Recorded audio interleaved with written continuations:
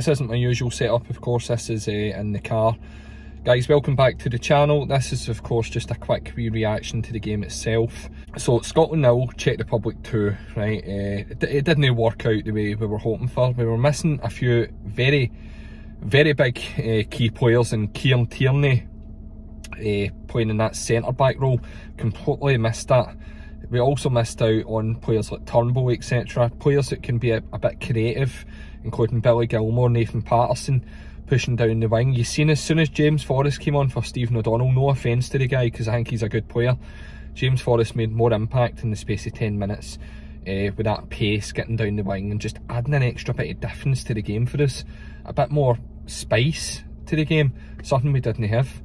I don't know why, personally, Steve Clarke decided not to start Shea Adams. Shea Adams, for me personally, when he came on, made an impact straight away, getting forward, linking up with Dykes up top. Do you know what I mean? Dykes missed that as well. Dykes is the kind of striker that needs somebody sharp around him up front that's going to get in and out and can work together to create opportunities.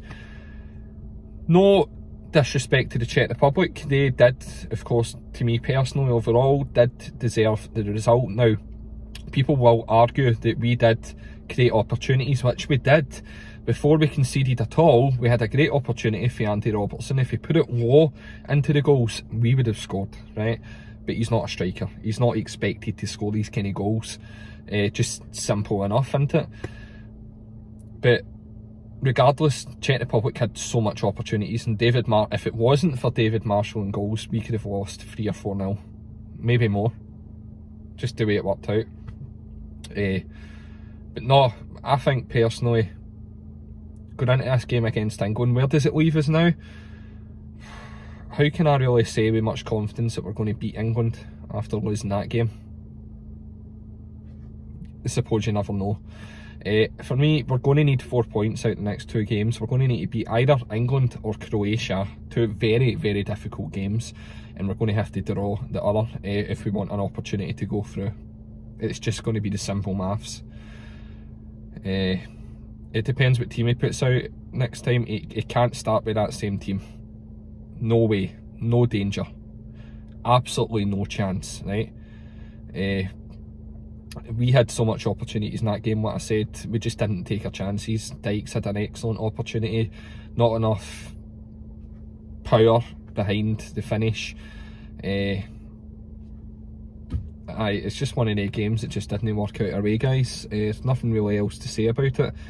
Not the greatest of starts. Like we said, we're happy to be there. Did we really expect to beat Czech Republic? I'm not going to lie. I think our confidence was sky high because of our build-up games and that as well. So I think going into the next 2 games, we're going to need 4 points. We can't start with that team.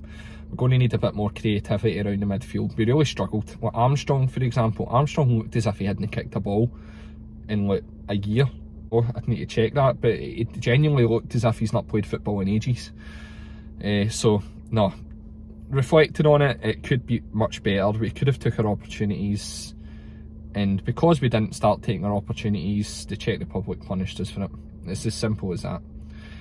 They then created more opportunities, which Marshall kept us in it with, and of course scored an absolute screamer, which for me is goal of the actual tournament. I don't think that'll get bet. Guys, put in the comments what you think of the game and what you think it is going to be going forward for us, and hit that like and subscribe button.